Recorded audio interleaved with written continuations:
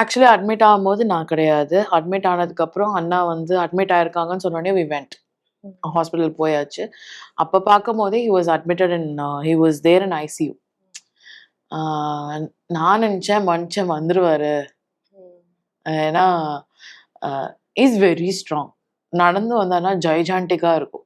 ஒருத்தங்க கிட்ட நம்ம பேசினாலே ஆ இந்த மனுஷன் நம்மளுக்காக இருப்பாருப்பா அப்படின்றது வந்து அது ரோபோனா. அப்போ ஹாஸ்பிட்டல்ல போய் பார்க்கும்போது ஐசியூல ஐ வாஸ் நாட் ஓகே.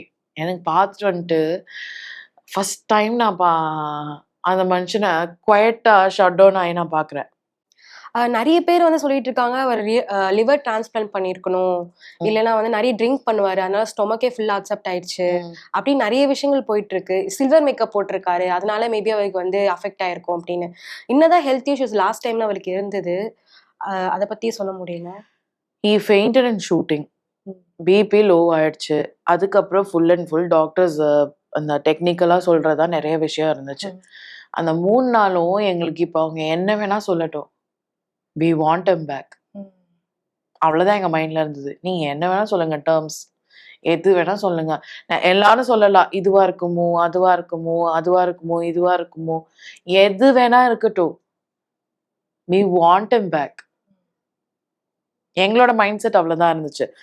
அதே மாதிரி ஃபேமிலியை தாண்டி we cannot give any இது இப்படி நடந்துச்சு, அப்படி இருந்துச்சு, இவங்க இப்படி இருந்தா இப்படி இருந்திருப்பாங்க, அப்படி பண்ணிருந்தா நல்லா இருந்திருப்பாங்க.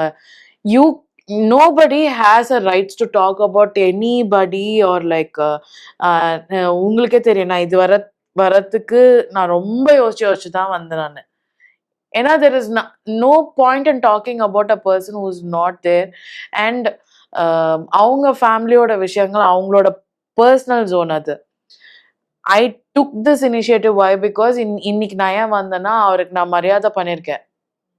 I have done a ritual to him as a brother or like எனக்கு அண்ணாவா இருக்கட்டும் இல்ல மாமாவா இருக்கட்டும், நான் ஒரு மரியாதை அவருக்கு நான் பண்ணியிருக்கேன்.